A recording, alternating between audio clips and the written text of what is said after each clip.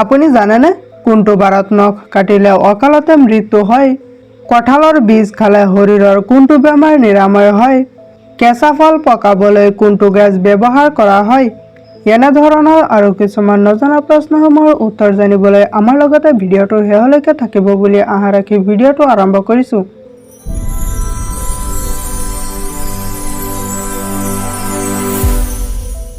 আজিৰ প্ৰথম প্ৰশ্নটো হৈছে অতিৰিক্ত কোনটো আহাৰ খালে হাড় দুৰ্বল হৈ পৰে? অপশ্যনসমূহ হৈছে ক কফি, খ ভাত, ঘ চাহ, ঘ ৰুটি।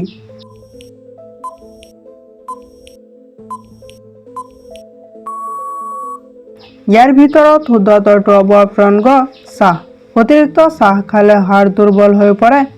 পৰৱৰ্তী প্ৰশ্নটো হৈছে কি খালে মস্তিষ্ক সদায় সুস্থ হৈ থাকে? অপশ্যনসমূহ হৈছে ক কণী, খ বাদাম, গ আপেল, ঘ গাখীৰ।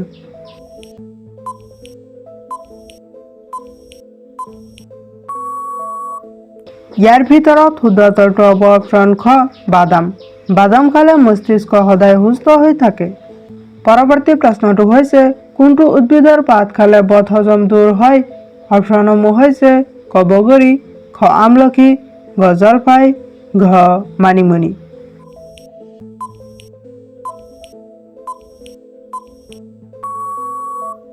ইয়াৰ ভিতৰত শুদ্ধ উত্তৰটো হ'ব অপশ্যন ঘ মানিমুনি। পৰৱৰ্তী প্ৰশ্নটো হৈছে সোণৰ গহনা বনাওঁতে কি যোগ কৰা হয়? অপশ্যনসমূহ হৈছে ক লোহা, খ তাম, গ ফচফৰাছ, ঘ এলুমিনিয়াম।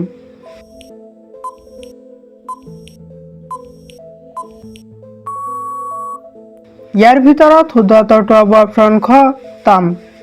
পৰৱৰ্তী প্ৰশ্নটো হৈছে গৰমত কি খালে শৰীৰৰ ডিহাইড্ৰেশ্যন কমি যায়?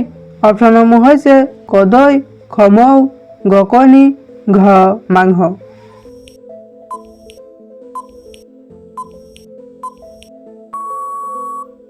ইয়াৰ ভিতৰত শুদ্ধ উত্তৰটো হ'ব অপশ্যন ক দৈ। গৰমত দৈ খালে শৰীৰৰ ডিহাইড্ৰেশ্যন কমি যায়। পৰৱৰ্তী প্ৰশ্নটো হৈছে কোনটো গছৰ পাত মৌ জোলৰ সৈতে মিহলাই খালে ডিঙিৰ বিষ দ্ৰুত কমি যায়? অপশ্যনসমূহ হৈছে ক পদিনা, খ দীঘলতি, ঘ তুলসী, ঘ ছালকুঁৱৰী।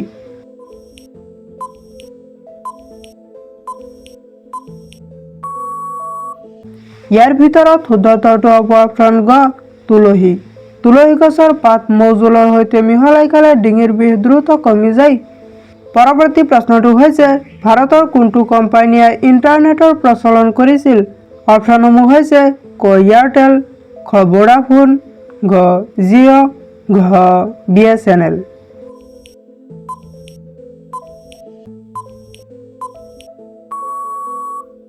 ইয়াৰ ভিতৰত শুদ্ধ উত্তৰটো হ'ব অপশ্যন ঘ BSNL।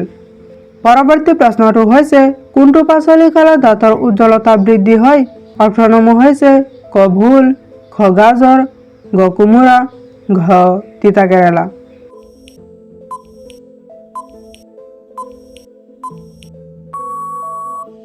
ইয়াৰ ভিতৰত শুদ্ধ উত্তৰটো হ'ব অপশ্যন খ গাজৰ।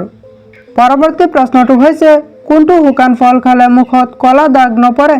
অপশ্যনসমূহ হৈছে ক আম, খ বাদাম, ঘ খেজুৰ, ঘ কাজু বাদাম।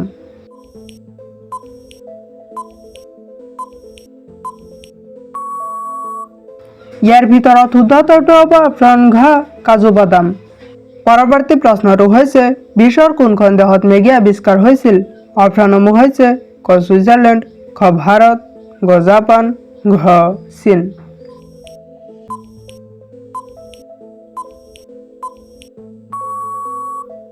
ইয়াৰ ভিতৰত শুদ্ধ উত্তৰটো হ'ব অপশ্যন ক ছুইজাৰলেণ্ড। পৰৱৰ্তী প্ৰশ্নটো হৈছে বিশ্বৰ কোনখন দেশত তিনিটা ৰাজধানী আছে?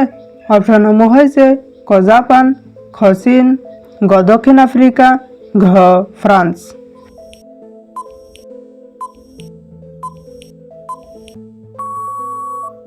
ইয়াৰ ভিতৰত শুদ্ধ উত্তৰটো হ'ব অপশ্যন ঘ দক্ষিণ আফ্ৰিকা। পৰৱৰ্তী প্ৰশ্নটো হৈছে কেঁচা ফল পকাবলৈ কোনটো গেছ ব্যৱহাৰ কৰা হয়? অপশ্যনসমূহ হৈছে ক মিথেন, খ ইথিলিন, ঘ হিলিয়াম, ঘ লিথিয়াম।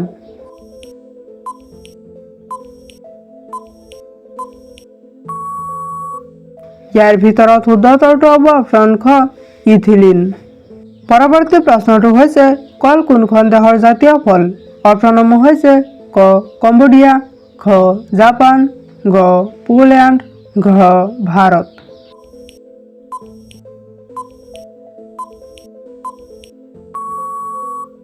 ইয়াৰ ভিতৰত শুদ্ধ উত্তৰটো হ'ব অপশ্যন গ পোলেণ্ড। পৰৱৰ্তী প্ৰশ্নটো হৈছে কোনটো প্ৰাণীৰ গাখীৰ খালে উশাহ নিশাহৰ ৰোগ নিৰাময় হয়?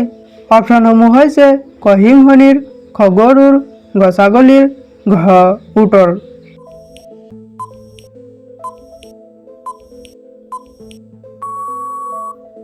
ইয়াৰ ভিতৰত শুদ্ধ উত্তৰটো হ'ব অপশ্যন ঘ উটৰ। পৰৱৰ্তী প্ৰশ্নটো হৈছে কঁঠালৰ বীজ খালে শৰীৰৰ কোনটো বেমাৰ নিৰাময় হয়? অপশ্যনসমূহ হৈছে ক ডায়েবেটিছ, খ হৃদৰোগ, গ হাঁপানি, ঘ মেলেৰিয়া।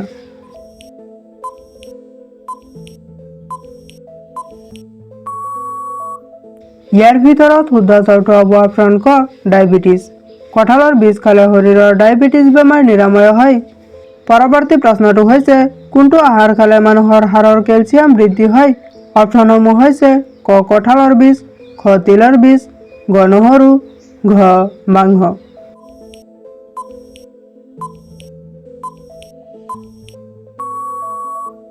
ইয়াৰ ভিতৰত শুদ্ধ উত্তৰটো হ'ব অপশ্যন খ তিলৰ বীজ। পৰৱৰ্তী প্ৰশ্নটো হৈছে কোনটো উদ্ভিদৰ পাত খুন্দি লগালে খজুৱতি নিৰাময় হয়?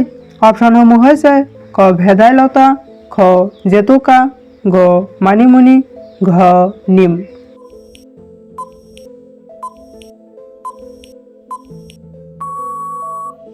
ইয়াৰ ভিতৰত শুদ্ধ উত্তৰটো হ'ব অপশ্যন ঘ নিম।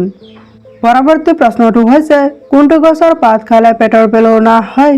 অপশ্যনসমূহ হৈছে ক জাম, খ নাহৰ, গ পাছতীয়া, ঘ তুলসী।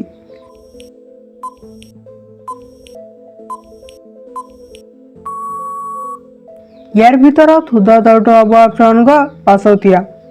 পৰৱৰ্তী প্ৰশ্নটো হৈছে চাহ খালে কোনটো বেমাৰ হয়? অপশ্যনসমূহ হৈছে ক কেঞ্চাৰ, খ হৃদৰোগ, গ এচিডিটি, ঘ ডায়েবেটিছ। ইয়াৰ শুদ্ধ উত্তৰটো আপোনালোকে কমেণ্টত দিবলৈ যত্ন কৰিব। পৰৱৰ্তী প্ৰশ্নটো হৈছে কোনটো বাৰত নখ কাটিলে অকালতে মৃত্যু হয়? অপশ্যনসমূহ হৈছে ক দেওবাৰে, খ সোমবাৰে, গ বুধবাৰে, ঘ শনিবাৰে।